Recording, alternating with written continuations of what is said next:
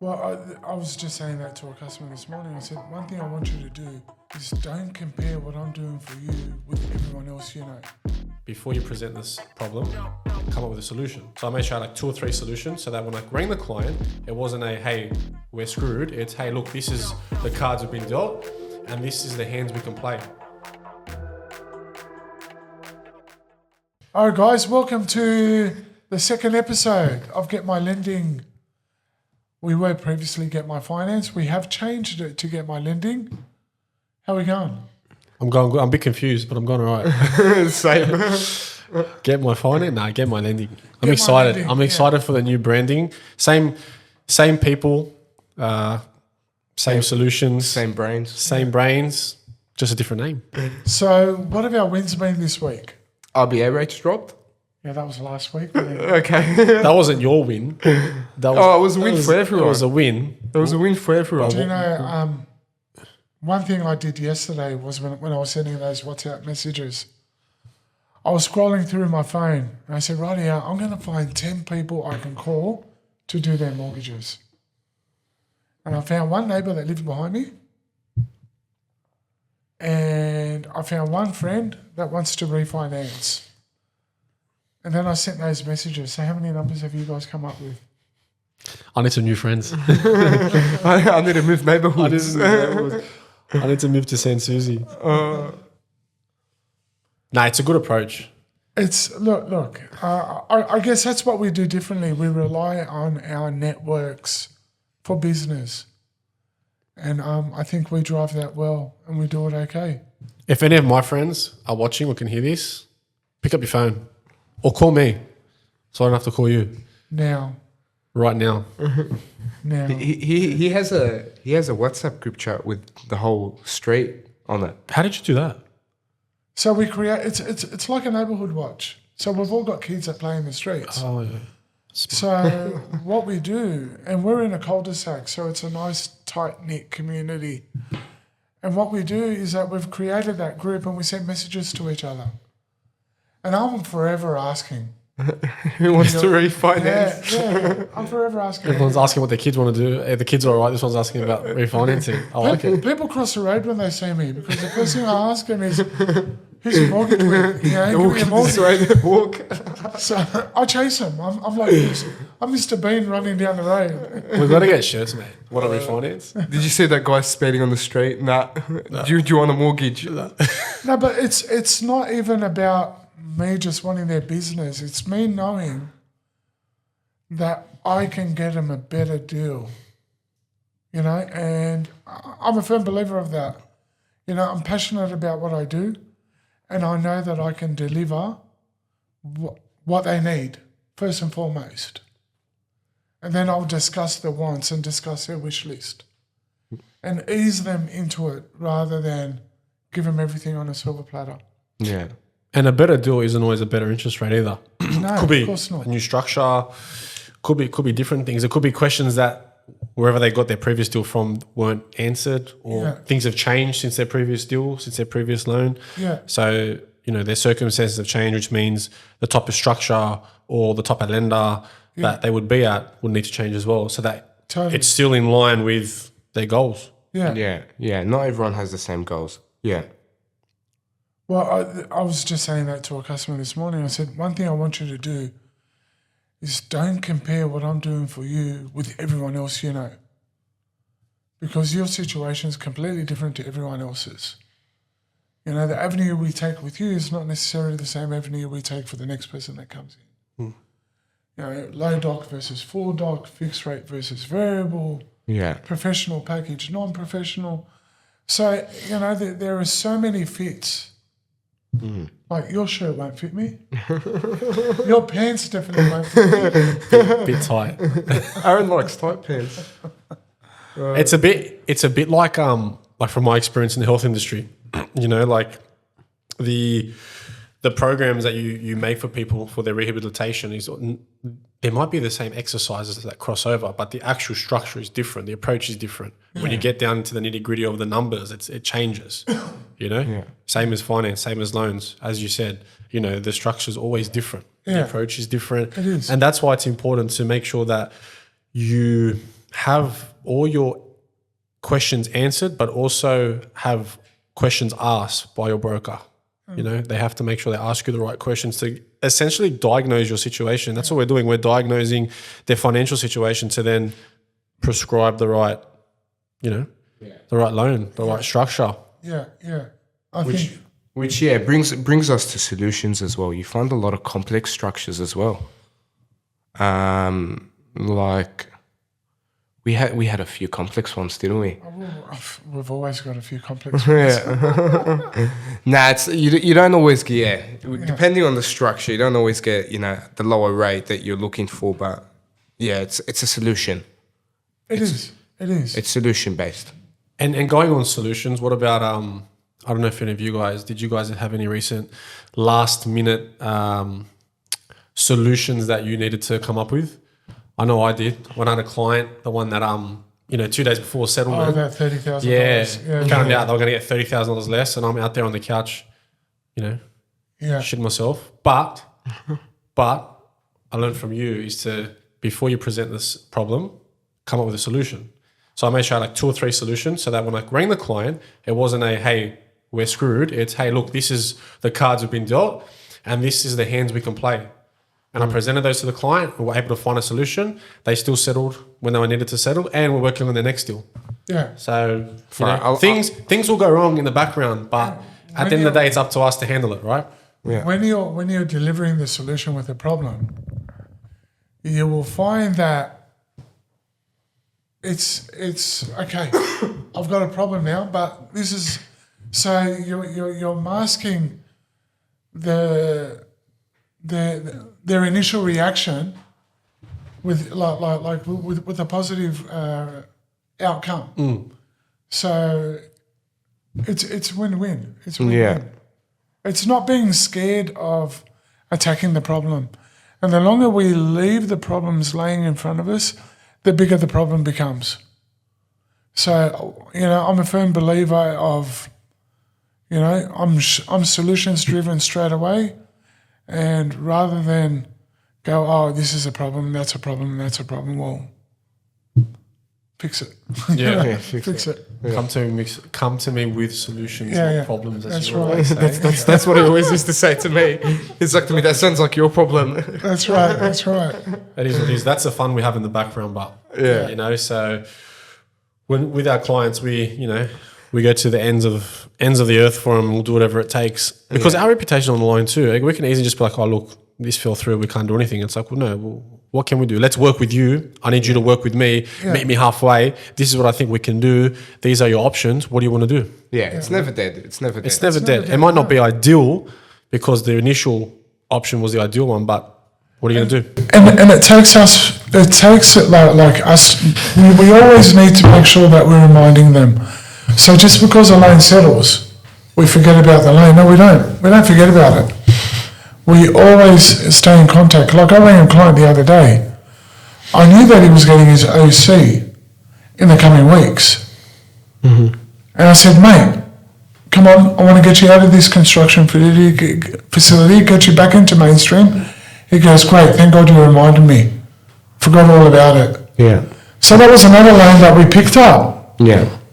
That, had we have forgotten about it, who knows where they would have went. Yeah, it would have been stuck on the same. Yeah, right.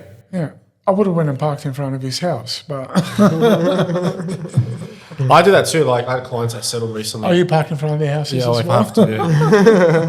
Yeah.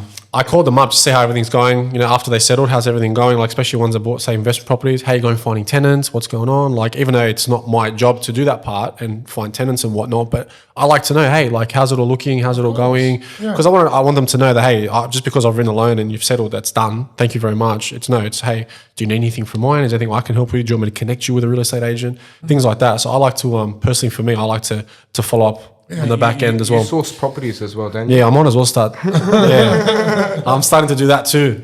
Might as well. Look, you do what you can for your clients, obviously 100%. within reason. But if something needs to get done, sometimes you go a bit above your job role. What I do anyway sometimes. It's funny you say that.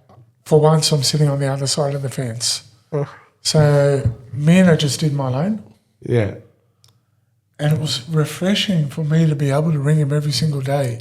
Oh, he didn't stop. Or throw things at him asking, is my loan approved? Is my loan approved? He Is didn't my loan stop. approved?" My wife would ring. I go, don't ring me, ring your broker. I had his wife calling me every day, twice a My day. loan approved, is my loan approved? So, yeah, it was actually refreshing to be on the other side of the fence for once. I was too with you.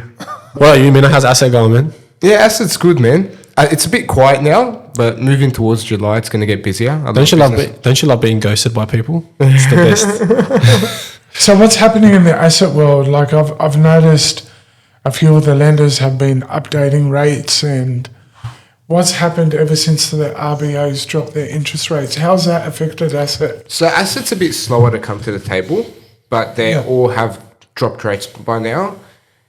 It's a bit more quieter from the asset side. We saw it was busy at the start of the year, Yeah, just because now dealers finally have stock.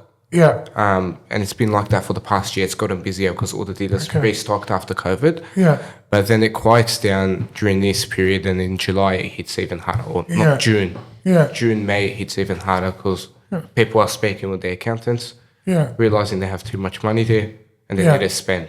And yeah. That would definitely. And the financial year is usually when it gets busy for asset finance and equipment. A lot of businesses just Yeah. And now's the time. Now's the time to reach out to your broker. 100%. Speak to your accountant obviously first. Speak to your broker. Make sure they're talking as well, and make sure you're getting the right deal at the right time as well to capitalize. Yeah, I think that's important. Definitely. Yeah, being 3-4 months away from the end of the financial year, you should definitely speak to your accountant, find out what you should be doing. Yeah. Especially now that rates have come down. If you were having a discussion prior to that and you didn't service the best, you'd be surprised. I know for me, I had a client for a resi deal that the servicing was a bit tight, and now the rates have come down. It's helped and improved it a bit, so the timing's good. So now you might be able to borrow more. Your situation's changed based on that. So restart those conversations, because now you might be able to get what you need, or get more. If it's a business loan, for example, you might be able to get more than before. Yeah. Especially even refinancing cars. I'm finding that's popular now because most car loans are actually fixed. So now that rates come down, people should be looking at refinancing their cars as well. Yeah, that's right. Balloons are always expiring. Yeah. And we're getting a few every week. Yeah. Refinances are finding Yeah. they are popular. They're definitely popular. And what about how are you going with the house flipping? Yeah, it's going. Yeah. Yeah, I got a few clients, interstate especially, who are short-term loans, flipping houses, buying, renovating and selling, which is an interesting market but a fun market to be in. Where do they buy? So far it's been like WA, Okay. Melbourne. Yep. So interstate at the moment. Queensland? Not yet. Not yet in Queensland, no. Yet to be Queensland and New South Wales. So yeah, just getting them private funding. So explain to me the process with the lender and like the customer. What's the turnaround from them finding the property to you giving them their indicative offer? Well, when I first speak to the client, I can literally get them a quote, indicative quote within, Hours? yeah, maybe less. Yeah. Our lenders and our BDMs are very quick. And after valuation, how long does it take to get the unconditional? After valuation, The formal once they've got their formal approval, which usually takes maybe a couple of days to get the actual formal approval for them to sign, that comes back, and then they issue their lawyers issue the loan docs to the client's lawyers to then go through and sign. Yeah. So And the lender's quite happy with the flipping. yeah, the lenders are aware. That's why it's short term. Yeah, yeah. That's why it's structured in a short term way. Yeah. It's structured differently to a normal residential loan. Yeah. So, and the clients are usually in and out within 3 to 6 months. Most of my clients are usually out within the 3 months, but we give them that. We aim to get them that at least up to 6 months to give them time, because there can always be delays. Something could happen. right. There could be a delay with the renos or whatever it may be. Something could happen. Yeah. So at least it gives them that time, and no one's stressing last minute. Yeah. So yeah, that's been fun to deal with, and for them it's good because it's flipping is essentially a business, right? So they're going for that short term gains, and then they're on to the next. And these guys are they move quick. You know, they get the first one and then the second one. Like the one I've got, they've already got another one going. You know, so I move as fast as they need me to move, and we get it done. So far so good. They basically drop the paintbrush on one side, and they're ready to pick it up on the other side. They move quick, which is it's good. Yeah. Keeps you on your toes. Yeah. Do you see them doing that at all in Sydney or no? Is there a market for it here? I think our market's too expensive for it. Yeah. Unless they're going like rural, maybe. I don't know. Yeah, but who's going to want to... Yeah, I don't know. Because the houses they're buying, they're not... Yeah, you wouldn't really find those type of properties at those type of prices. What type of properties are they buying? Some of them are like, 3 or 4 bedroom houses that just might need a little bit of, cosmetic renovations, just basic 3 stuff. 4 bedroom houses under $500,000. Yeah, generally. Pretty much. Yeah, we're looking at about $500,000 or less. Usually under. Oh, wow. In terms of price. Yeah. And the lender, obviously lends up to a certain amount, and then, they've got the other funds, and it helps them out because it gets them the funding and they're able to proceed with it, which is good. Solves their problem rather than going out and getting, other types of funding that would be more expensive for them. Yeah. Well, other lenders won't generally have an appetite for that type of deals. So yeah, well, our lenders that normally do resi and stuff, they don't want to touch that stuff. Yeah. So we do have solutions for that type of approach as well. So if you are someone who needs those type of lending, we can obviously help out there as well. Yeah. And we do our bit. Like me, I know I go above and beyond to make sure everyone's on the right page, the clients, the lawyers, everyone's just, everything gets done properly. Yeah. Because it's very tedious, would you say? It's more of a... it's very specific. It is. It's a specific exercise that, everything has to be done in a timely manner. Yeah. And properly. No errors. Like we got to be ready to discharge when they want to discharge and ready to jump on the next one, simultaneously put a second or third application in. And they're selling all of them? They're not refinancing them out into a normal term loan? No, the ones they're buying, generally, no, they're selling. They may refinance properties they have, potentially. To get that money. They come in, we give them the solution for the flip, but then we have that discussion with them about any current loans that they have, whether it's a owner-occupied or investments or a bit of both. And I've had these discussions with these clients who are looking at potentially refinancing or purchasing another home. So, we're giving them multiple solutions, which is the a good thing. idea isn't to keep anything. The idea is only to sell. Yeah. Buy, flip, and sell. So, yeah. The profit margin on selling, The shorter time you stay with the lender, the more profit you make, of course. Yeah, of course. Yeah. So interest expenses cut back. And the thing with flipping, it's not about renovating, it's about flipping. Most of these properties, they're cosmetic renovations where, you don't need a council approval to make these changes. Yeah. You settle, you get in there with the carpenter, the tiler, the bathroom guy, all the it's like the block. Everything's done in a week and it's back on the market within 2. Yeah, pretty quick. So it's not about holding on and waiting for capital growth. It's about creating the capital growth, capitalizing on it, selling it, and going to the next one. Cashing out. And then a lot of them, they want to use that cash to put towards deposit for a long-term hold as well. Yeah. So they win on both ends, which is good. But they're fun to work with too, those guys. They're pretty... Yeah, they are. They're go-getters. They're go-getters. Yeah, they don't muck around. Yeah. But it's also important to educate them too. Like I actually, even though they've come to me and they've done courses or whatnot, whatever it may be, they've gone and educated themselves. I still need to educate them on the lending side of things and what the requirements are. Yeah. And this is a classic example of what I said before. Don't compare yourself to anyone else. So there are a lot of chat groups out there where people will say, oh, my broker did this, my broker did that. And it's the same with the flipping exercise. I went to this broker, he got me this, or this broker didn't get me that, or everyone's situation is completely different. There's no 2 scenarios that are the same. Yeah. And you want to mitigate risk as well when it comes to that kind of stuff. Yeah. Like we're from the same culture, but we've got 2 different hair. We're both blind though.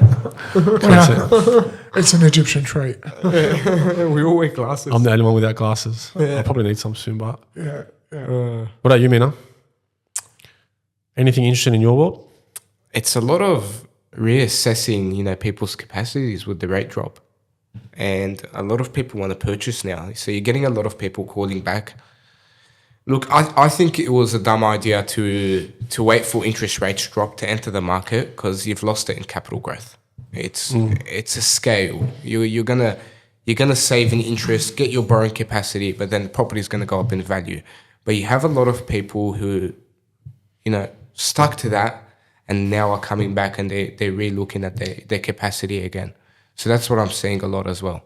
You've got that big one where that guy's got that multiple splits with interest only and P&I and Yeah. readjusting the splits. Oh yeah, that one wasn't working, and within the span of Monday it wasn't working. Tuesday rates dropped.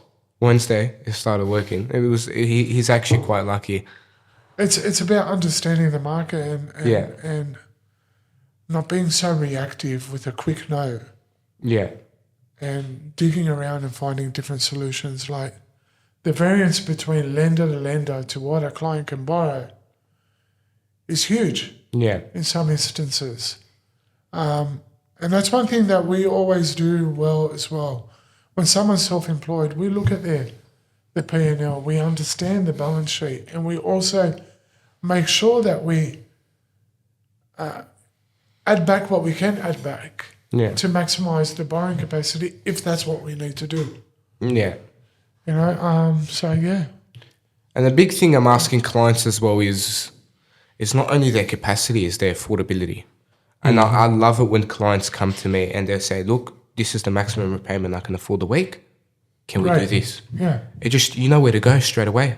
You know what to do. I had a similar conversation, actually. First home buyers that I'm working with, young couple, and they actually brought that up, which I was glad they did, about affordability. Because I said, look, you can get this much, but let's go for this much. Like, what can you comfortably afford to pay? Just because are you you can gonna have borrow a $1 million doesn't mean you can afford $1 million, right? So, and I always like to be a little bit conservative with my clients and be realistic too, and have that conversation with them, and then sit down and go, look, I can probably get you this much, but and this is roughly what your repayments will look like. How does that sit with you? Maybe we go for this much. Yeah. Yeah. People always need to remember as well, especially with young couples, are you going to start a family? Because if you are, think about it. Think about what you're doing. Yeah. Take it from a person who had twins, Tiana and Amira. So it's, one income drops off, you've got 4 mouths to feed, all of a sudden, bang. Yeah. A lot of things change. Yeah. That's you soon, Aaron. God willing. Yeah. It's up to him, mate.